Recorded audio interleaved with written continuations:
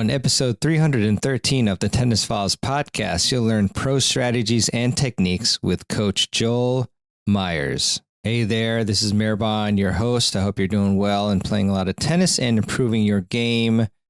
I've been testing a lot of rackets lately, and I think I'm going to probably talk about my experiences about that in a future podcast episode and do a YouTube video as well on comparing some of the rackets I've tested. But yeah, it's a really interesting process and really fun, though, just trying to experiment and see which frames improve what parts of your game and whatnot, if they do. But in any case, today's episode, I have an interview that I did a while back with Coach Joel Myers. He is a fantastic coach who does a lot of great content. I've seen a lot of it on Instagram, especially really nice bite-sized but very impactful content. And Joel is a world-class tennis coach in San Diego at the Coronado Tennis Center, and he was a three-time collegiate All-American. He was ranked in the top 10 in singles and doubles in the NAIA and was the National Player of the Year in 2010. In this interview, we talk about the key technical change that helped Joel add 20 miles per hour to his serve, how to improve your forehand and backhand technique, Joel's top winning singles and doubles plays that'll help you win more matches, and much more. So again, this interview was done a while back, and maybe you've heard it. Even if you have, I think you'll really enjoy it. And regardless, just so much information there. I mean, I often listen to interviews and watch content, several times over just to try to relearn as much of it as I can. So repetition is definitely key in both learning and practice. So I hope you really enjoy this interview with Coach Joel Myers. And without further ado, here it is. Hey, everybody. Welcome to another episode of the Tennis Files podcast. It's really an honor and a pleasure to have Coach Joel Myers on the podcast. Joel Myers is a fantastic coach and player as well, which we'll talk about later on the show. And I've already told you a bit about his background in the intro and all that. But Joel, I just want to thank you for taking your time to come on the podcast, and I really appreciate it. Thanks, man, for having me. Yeah, anytime.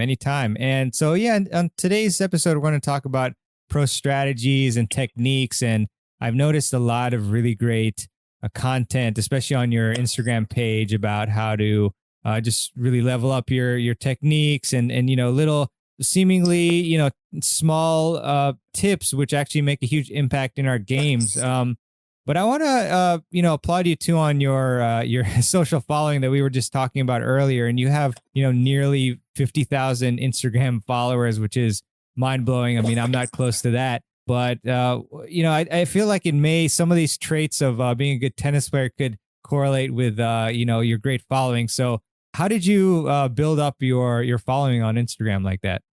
Yeah, I think it really started with me just doing drills with juniors and showing what they could do, and then learning a lot and finding drills on Instagram and sort of using that as a tool. And I started just really sharing things I was learning and things that I knew, and from there it sort of grew. And then I did some other annotated videos, and I started getting into more video analysis, and people seemed to like it. And so I spent a little bit more time doing it. Now almost every other day I'll post a video or a tip, and it's just built from there.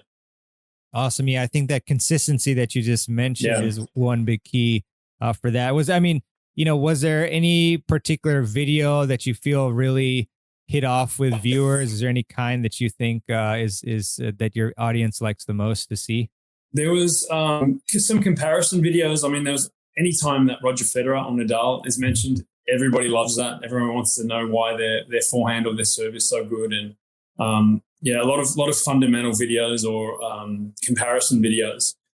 So I have a few where I've broken down some technique of some players that the technique and the fundamentals are actually quite similar in some forehands or some serves that you wouldn't really otherwise, know until you see the video. But video has been huge to I guess help me to become a better coach, but also for my players, because as you know, when you see yourself on video, it's not anything like you think So it's always a bit of a shock when you see stuff on video. But comparing my players to some of the pro techniques and showing them they can improve has been really, really important. And I've been able to share that on Instagram, and people seem to really like it.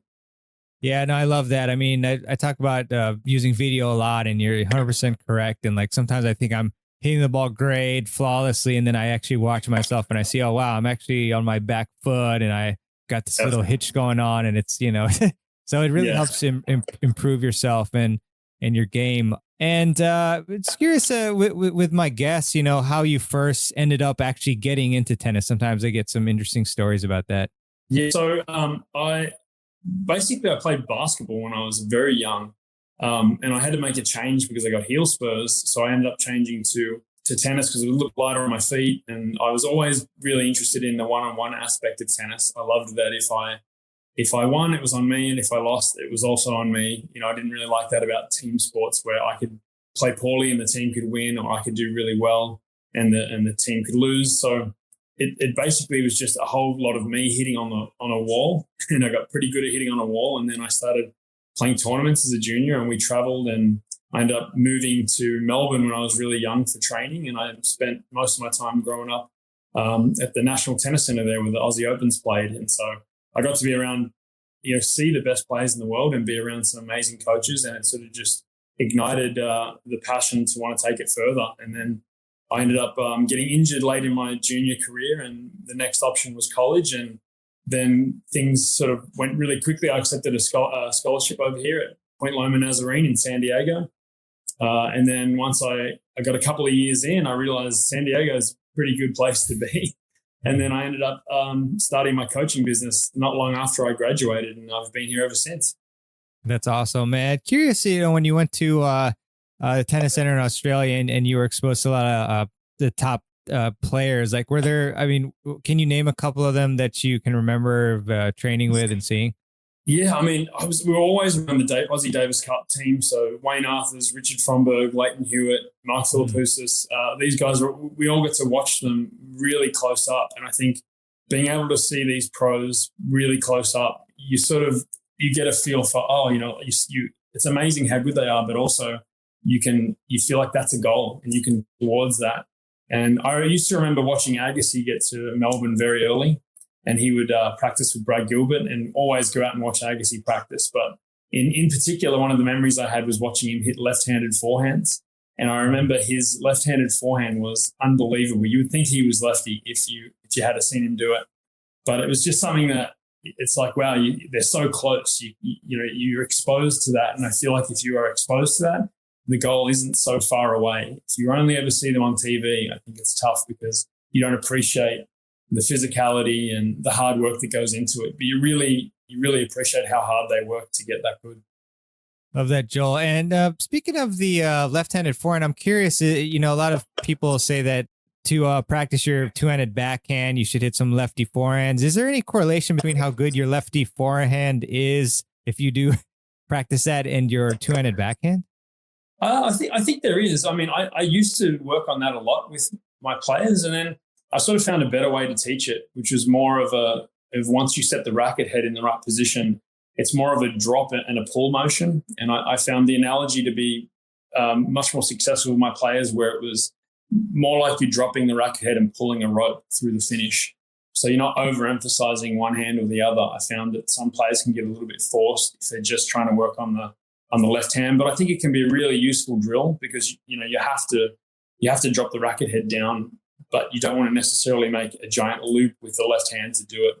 It's a little bit easier to manage the left-handed forehand if you are just dropping the racket head and pulling anyway. But I found a better way personally for me and my players, so I started using that instead. Very cool, Joel. And you mentioned, obviously, you've got the junior career, and then you played in college and got a scholarship there, and then you went on the coaching. But I've seen that you've coached at some very elite places like IMG and the Harry Hopman Academy. So where did that all fit in? What was the progression between then and then, your coaching business? So I trained there. I trained at those places. I didn't coach there, but got it. I picked up a lot of training techniques and information from all the places that I went. I was exposed to so many different coaches. Pat Cash was one of them. Jose Higueras was one of them. But I really remember just all little drills and little tips. And I didn't have any specific private coach that I worked with. So I would take in all the information from everybody. I would try it out for myself, and then I would keep what I liked, and I would discard what I didn't really like. So if it worked for me, I kept it. But I do remember a lot of different drills and strategy stuff, and it's helped me not only in my playing but also in my coaching. Very cool. Very cool. And do you remember, or well, you do, but can you tell us about like one or two of those little drills or pieces of advice from those great coaches for us? For sure. So one of them that comes to mind was when we were at IMG Academy, and it was a very windy day in Florida. And I remember we did a drill where we slice approached into the wind. Everybody on the windy side of the court was working on slicing into the wind, because the opponent down the other end would have a lot of trouble with a lob if they had to lift it. It was very windy. So I specifically remember thinking that's really smart, to use the conditions to your advantage, and not so much approaching with the wind at your back, because the lob is easier and the pass is easier.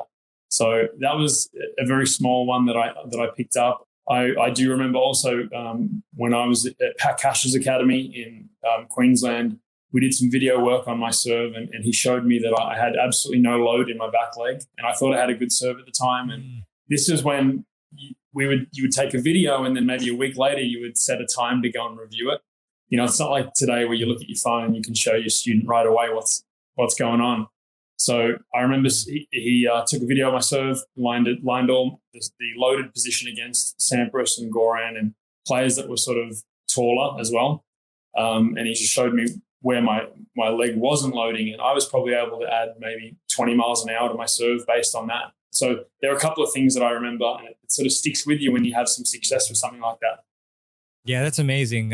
Huge tip there. And I remember interviewing Dr. Mark Kovacs, who's a great, expert in your physics, your physical abilities, and he's a sports science expert basically. And so he was talking about loading the back leg, and that was really really huge. With that, was that an easy fix for you? Did you have any mobility or any issues like that where you had to work on to be able to load, or was it just okay, now I need to load, I didn't know that or didn't realize it, and then that's it?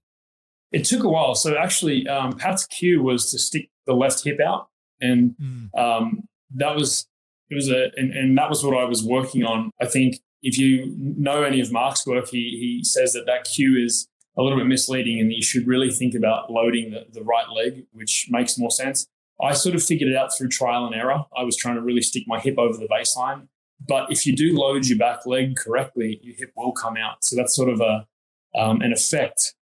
Sticking the hip out is an effect of loading the right leg. And so I got there eventually, but it definitely was difficult. A change like that was hard to make when you've done thousands and thousands of reps. But I think exaggerating makes the biggest difference. When you think you do something, you're probably not anywhere near it. So you've got to keep exaggerating.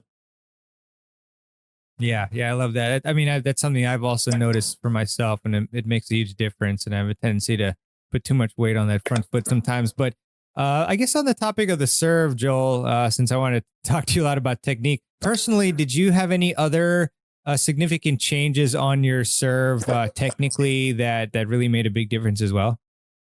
That was basically the only one. I spent so much time mimicking pros. I didn't have a lot of one-on-one coaching. I was in group environments, in academy environments. So I got to play a lot of great competition, but I didn't get a lot of one-on-one attention to detail. So that's what I'm big on now as a coach. But I did a lot of serving when I was growing up. I didn't always have somebody to play with, and it was sort of over trial and error. And I remember I really went after my serve all my junior career. I wanted to hit it huge. So I spent a lot of time doing that in the practice court. But the biggest probably change that I can remember making is definitely that loading of the back leg. That was the biggest one that I remember. Everything else was sort of more natural to me because I did spend a lot of time watching. So I sort of modeled my serve more off Mark Philippoussis, and which was a nice serve to try and copy. But he had a monster, and he was around, and that's what I was coming back to earlier, is when you can see a guy like that serve from 10 feet away, you really get a feel for how do they do it, and you just go out and I was sort of mimicking that. Very nice, very nice. And So when players go out on the practice court and they serve, which I mean is huge, it's so crucial to do that, is spend time on the shot that you're hitting half the time to start the point, at least in singles. Were there any like mistakes that you made? Like, I'm just wondering of like, what is the proper process to take like when you are serving, so if you could enlighten us on that. Yeah, for sure. I think something that I try and get my players to work on is one specific serve at a time. I mean, I think we can get caught up in trying to hit all the spots. I think if I had to go back and retrain myself, I would have spent a lot more time on one specific serve at a time and built that as a real strength, which would have allowed me to then open up the other serves. If you can be good at all locations, but maybe you're not great at one. And if you can start and really build on one spot, you can build strategy off that. So, have a primary target on the juice side, have a primary target on the ad side, and really nail those down. And then from there, you can go back and add more tools to the serve. Maybe it's more a different spin. Maybe it's more pace to an area, but you definitely have to have one go-to serve that when you're coming up to the line, and it's a big point. That's the one you're going to go with. That's your best chance to win the point. So I think that to me is a very important distinction, not just going out there and hitting a million serves at random targets, but to really be detail orientated and spend some time on one at a time. Love that. Great stuff, Joel. And I'm just curious too, I mean, how many serves generally were you hitting per practice session on your serve? I would take a big basket and probably spend an hour and a half. And that's probably too much time. I know that some specialists have said that you don't want to overserve your arm out, and they recommend around 100 serves a day, 100 to 150. So if you play a match, you're probably a 3-set match, you're probably looking at serving maybe 150 times. So if you take that into account and you go out and practice, probably around 100 serves a day is what you would want to target. It's a lot, and I know juniors probably shocks a lot of juniors, but it is such a huge part of the game, and you can't hide a weak serve. It's you can hide a lot of other shots, but you definitely can't hide a weak serve. Yeah, 100%, Joel. So with the ground strokes generally, is there a particular mistake technically that players just make that actually apply to all strokes? Like just, one example, let's say like, their hand position or their rotation or something like that applies to all the strokes. Like, is there something that you see with your students that you can talk about that a lot of them make mistakes on? Yeah, I think in general, and I mean, this is really generalizing, but contact point is going to be the most important thing on a ground stroke or a volley. And it doesn't really matter how you get there. I know a lot of people talk about WTA forehand or ATP forehand. Yeah. If your contact is excellent, then you can take the racket around the body. If you're really struggling though, if you hit the ball late, if a deep ball or a ball with pace pressures you and you often hit it late, or you can't do what you want with the ball, then you have to consider shortening the take back up or changing the way you set up for the shot. But the most important thing is that you're able to make good, solid contact and put the ball where you want it. And so I find that players, when the ball is very deep, they take the same size take back, and they'll end up having to lean backwards, or they'll have to move backwards towards the back fence in order to keep that same size take back. Where really good pros will just shorten the take back up. They'll minimize it, make good contact, and neutralize that ball. So contact is very important, and I think that's where it doesn't matter what type of style of forehand or backhand you're in. That's if you can make really good contact, I think that's going to be your most important part of that stroke. Yeah, really good one there, Joel. When I was hitting with my friend Victor on Saturday, he was having trouble with his forehand volleys, and I noticed that it didn't like the contact point for him where he was hitting, it seemed off.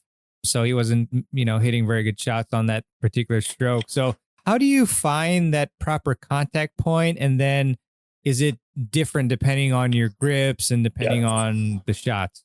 Yeah, it's definitely dependent on the grip, and everybody's grip is slightly different.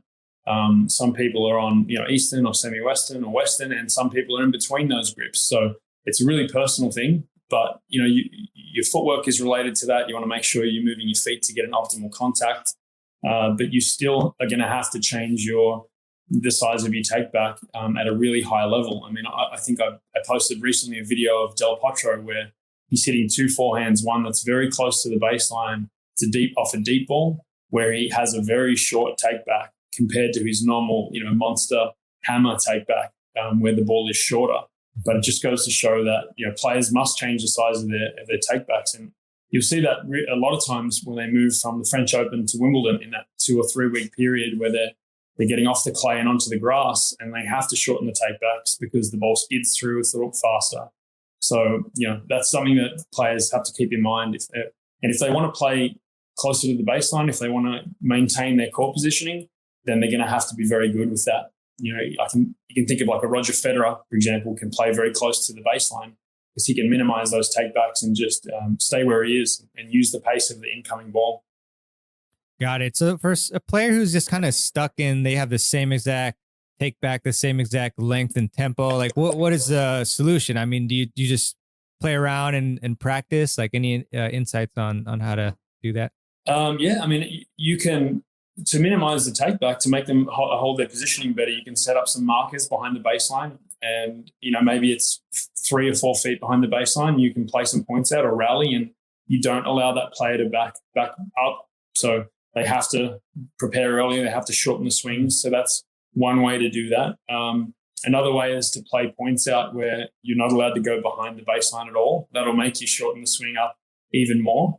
So, if you're not thinking about going deep into technique, then you can play lots of different games where you're sort of handcuffed into doing the things that you have to in order to make that technique happen, like shortening the swing. But, that it's just something that you need to think about is am I taking too big of a swing when I should be just shortening it up? Very similar to a return. Players go big on the return swings when they really shouldn't. Mm-hmm. Gotcha. And really good stuff there, Joel. Again, this is, I don't know if this may be like a really tough question to answer, or maybe the answer is it depends. But if you were to create like the ideal player, I mean, how much spin would they be hitting? Like what type of grips would they have? What type of game would they have? Yeah. Like, I'm curious about your insights into the ideal player to be able to handle, today's game. Yeah, I mean, well, I think you got to start with the serve and return, and I think you'd have to have a serve that's a weapon. It doesn't have to be a huge bomb, but you have to be able to hit spots. You have to be very solid on the second serve. I think you need a distinct weapon from the ground, and the forehand seems to be the easiest one to generate pace and spin. You'd want a player that's rock solid on return, that misses very few return mistakes, and then you need somebody who's comfortable coming forward and looking to transition and put pressure on. But, I think something in general that I come across all the time with players of all levels is that when they're behind the baseline, even really good players, they still hit really low on the net. And it's something that it's really common, surprisingly common with good players. And it means they make more mistakes, they drop more balls short. And then when the ball ends up on the other player's racket, it's more in their strike zone because it's not rising and pushing them back. So that's something that I've just noticed. The margins are probably not high enough with most of the players that I train. Gotcha, Joel. And does that necessitate that we hit just with more spin, we hit with more top spin, or can you actually even achieve that if you hit a flat ball normally? Yeah. So, I mean, I think trajectory wise, no good player hits a totally flat ball. They all have spin. It's just more of the trajectory. I think when people say, a flat shot, to me, that is a trajectory thing. It's not a spin thing because you can't control the ball without spin. But I think the best players use their legs to get a lot of power from the ground.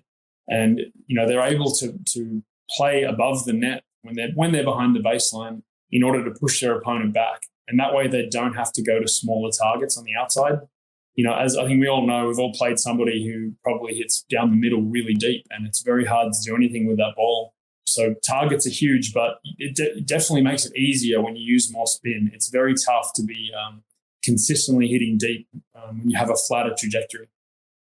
Got it, Joel. Yeah, I was especially curious about, your take on how much spin we should be hitting and all that. Because I think I remember, I forgot if it was a commentator or a fellow player that they were commentating on Mackie McDonald, and they said, oh, like I think he has a really good future on the tour, and especially because he hits the ball really flat. So I wasn't really sure, why that could be the case. Do you have any Yeah, thoughts on that? I think if you step up inside the baseline and the ball is higher, you can flatten it out. It's situational, though. I mean, you could say Del Potro hits a flat ball, and he definitely does when the ball is above the net. But you slice the ball down low below the net, he's going to have to roll it. It's not possible to hit it flat. So I think that is more a trajectory thing than a spin thing.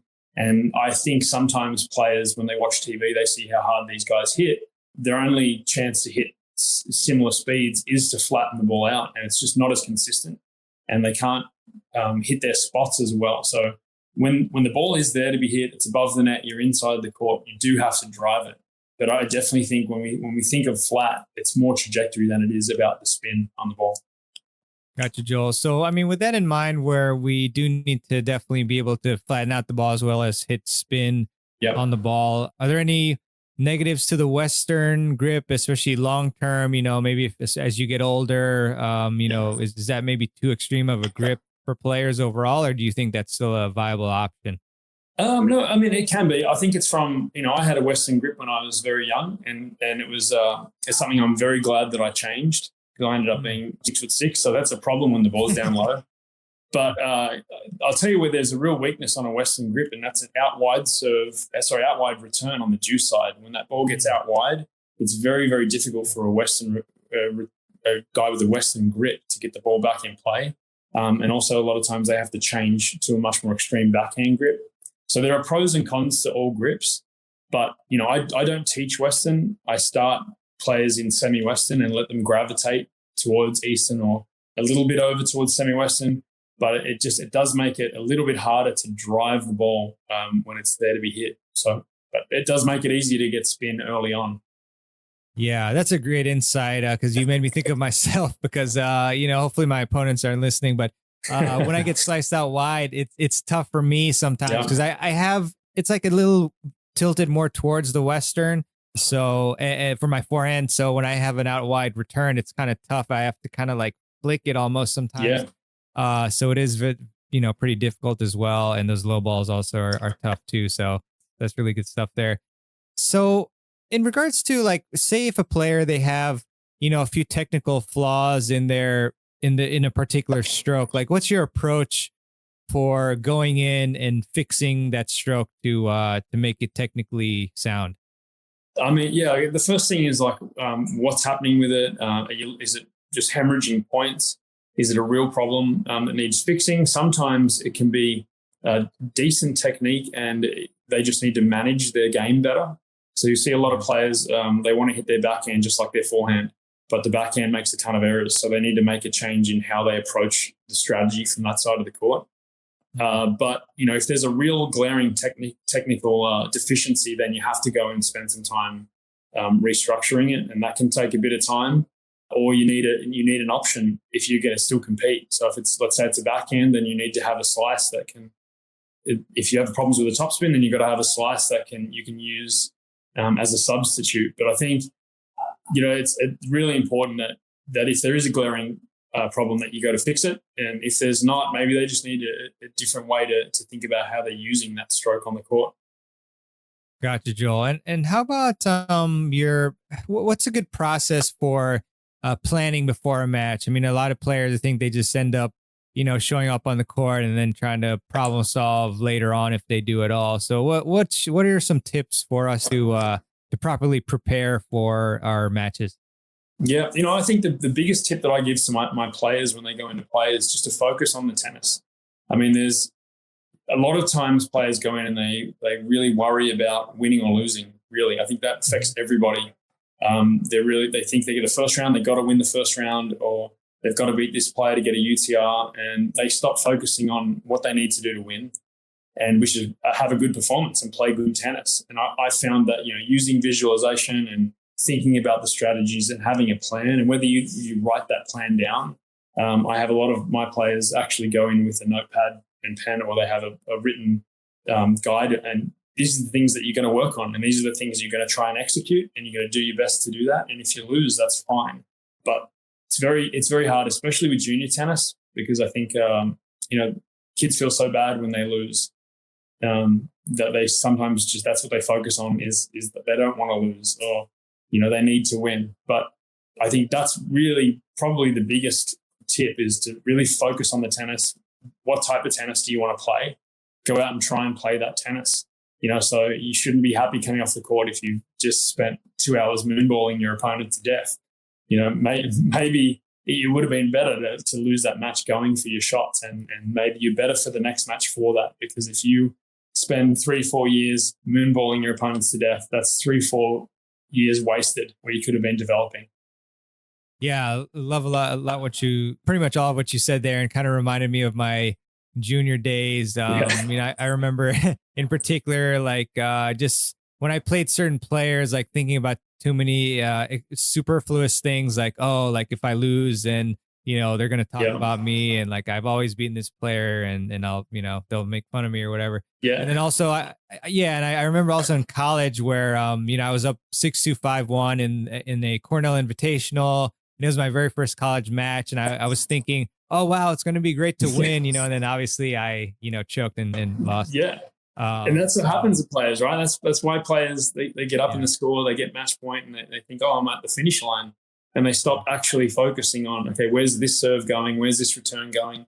Where am I going to hit the next ball? But because if you focus on those details, the winning will take care of itself, and it gives you the best chance to win. So it's very hard because, as tennis players, we have to be very aware of the score, but we also can't be so frozen by the score that we don't play our game. So that's what's really interesting about tennis. It always makes it interesting. Yeah, and it's so funny too, because a lot of us, like, it's even just like USPTA league matches or whatever that we're like going crazy and getting nervous, and then you think about the professionals that they have, points on the line and hundreds of thousands of dollars on the line, and they're able to focus, like you said. It's pretty amazing. But I think that also comes into to the way that amateurs and the way that pros think of points is so different also.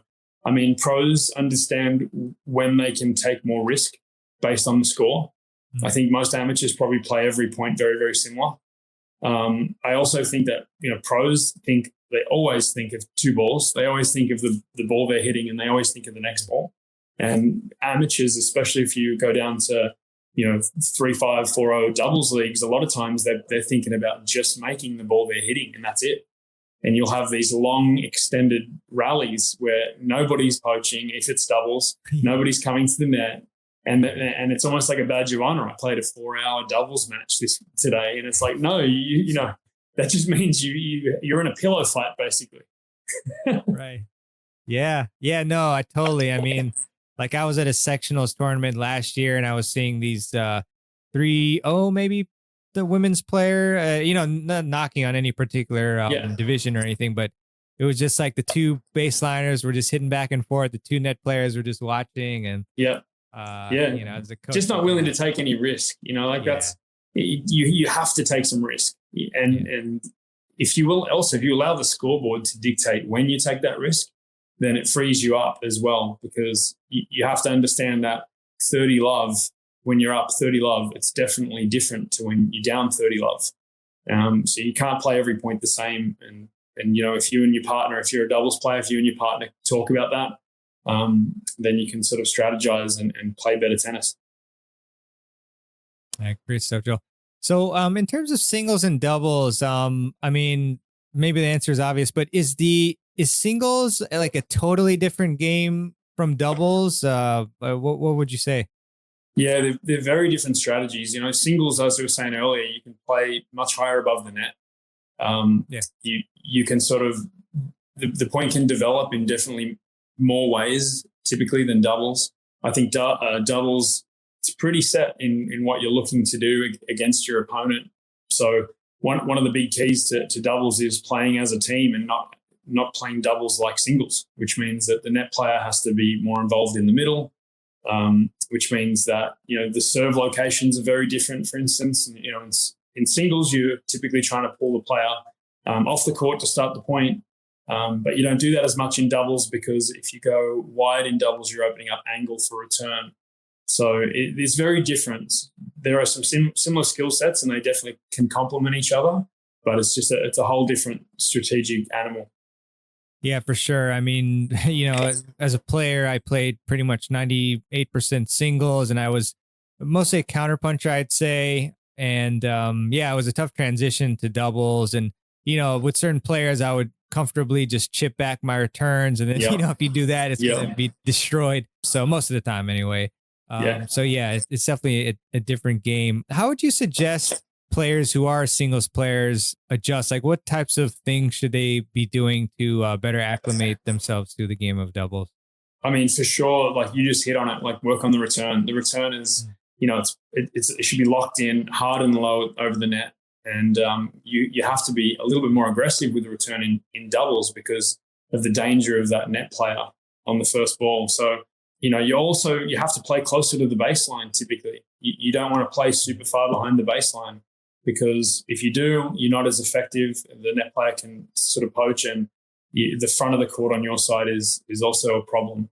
But, you also have to work on your hands and being able to take pace when you're close to the net. If you're a good doubles player, they spend a lot of time very close to the net, close to the middle, and using the pace of a big ground stroke and redirecting it, or even absorbing pace. Some players really struggle at the net to absorb pace. It's a big part of being a good volleyer.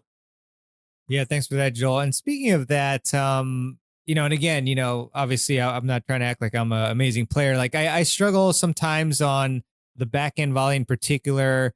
And so you mentioned how like we should be able to absorb pace as a volleyer. And so I'm curious about, volleys in general, like some general tips that you can give us so that we can, hit better volleys. Because when you watch the pros, and even, yourself as well, you make it seem so easy when you're volleying. So I'm curious if you could kind of enlighten us as to maybe a few keys that commonly maybe amateur players make technical mistakes on. Yeah, I mean, a lot of players don't use their offhand very well on most strokes, but especially on the backhand, it really helps to turn the shoulders. There's sort of three types of volleys. There's a wall volley where you're just using the pace of your opponent's ball. Mm-hmm. That's really common in doubles. The baseline player rips it at you, and you just basically become a wall and deflect it back at his opponent. His partner.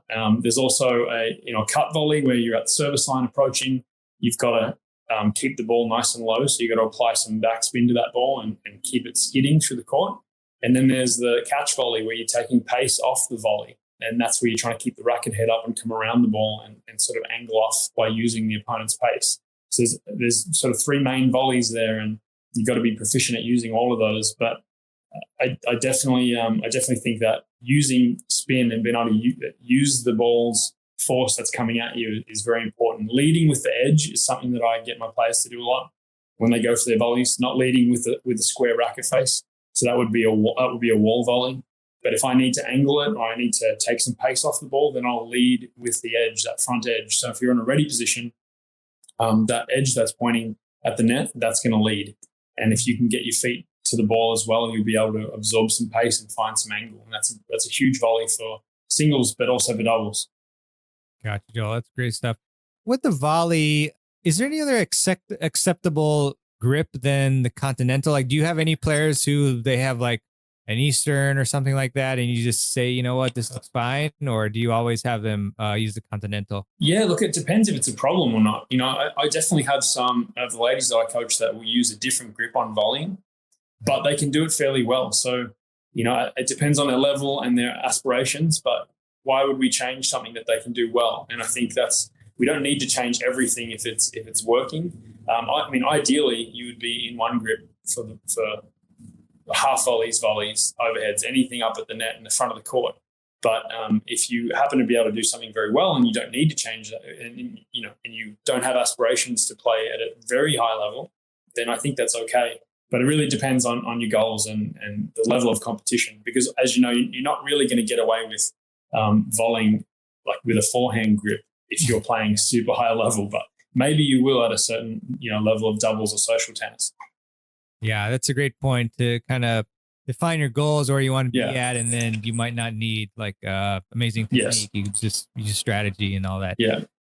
And as far as singles, Joel, I just want to touch upon maybe a couple of your favorite plays. Like maybe if you had a playbook that you could kind of tell us a couple that are really effective, simple plays that we can just go out there and try to practice, and that'll be really effective for us. Yeah, one of them is called the 2-1. I think that's pretty common now, but it does work at every level where you're going to pinpoint the player's weaker side and you're going to try and hit deep. The first ball goes deep to that side.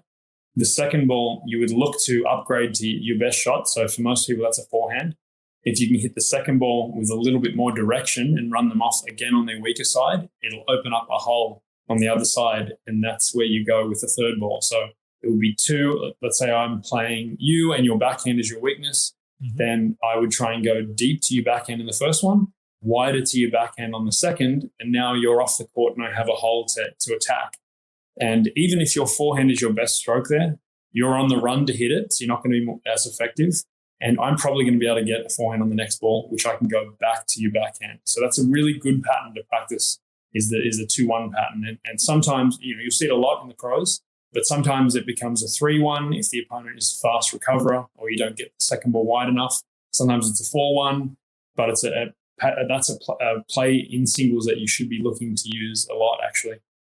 Love it. That's really good. Yeah, actually, I did a strategy video maybe a few weeks ago or so, but I can remember the player. He had a deep backhand that pushed the player back, and then he went for a short angle backhand, and the player was way off, and then he had an easy winner. So that's a really good one there. Appreciate that. Also, just curious about maybe a coaching tip or two. Is there anything in particular where you've been coaching all these years now, like a philosophy or approach that you had initially that through a mix of experience and also maybe learning from other coaches and other sources that you actually maybe change that approach or ideology?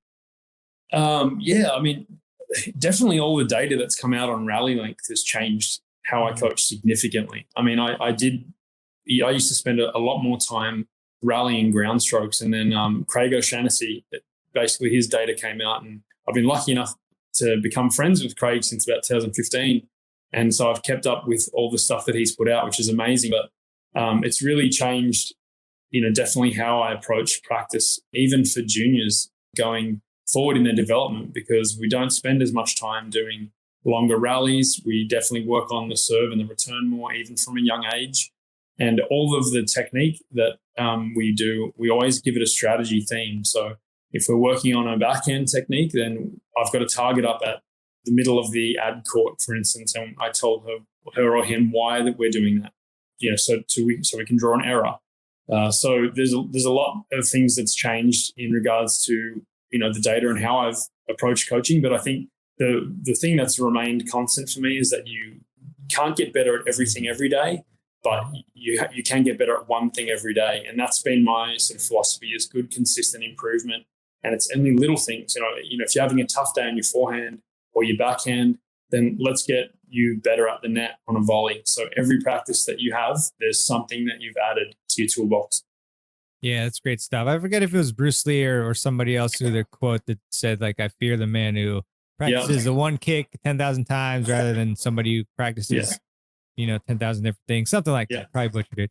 But yeah, I love that. So I know what you mean. And so Joel, also just curious about what you're doing right now. If you could tell us maybe the programs that you're teaching and all that, and other things. I'll ask you after that, like how we can get in touch with you and all that too. Yeah, for sure. So I'm based in Coronado in San Diego, and I'm basically right now I'm a private coach for a lot of top level juniors, a lot of doubles players and singles players, and we have some junior programs here that are running even during COVID at the moment that are open for enrollment. But yeah, so I'm doing my own thing. It's been really privileged to be able to coach so many very good juniors here in San Diego, and I'm looking to continue to do that. But that's my goal, is to really work on developing players. That's my passion, and I'm very lucky at the moment because I get to work with a lot of top players. So it's a great place to be here in San Diego. Have you ever been to Coronado? No, I haven't, but I mean, I definitely want to go. Dude, I will go. Yeah, it's amazing. It's amazing. Once you drive over the bridge, it's very lucky to be here in this spot. Awesome, man. Yeah, I'm definitely going to check it out. I'm glad you're in such a great place. Yeah. And so you've got Joel Myers Tennis.com, which I imagine is a really good place to get in touch with you.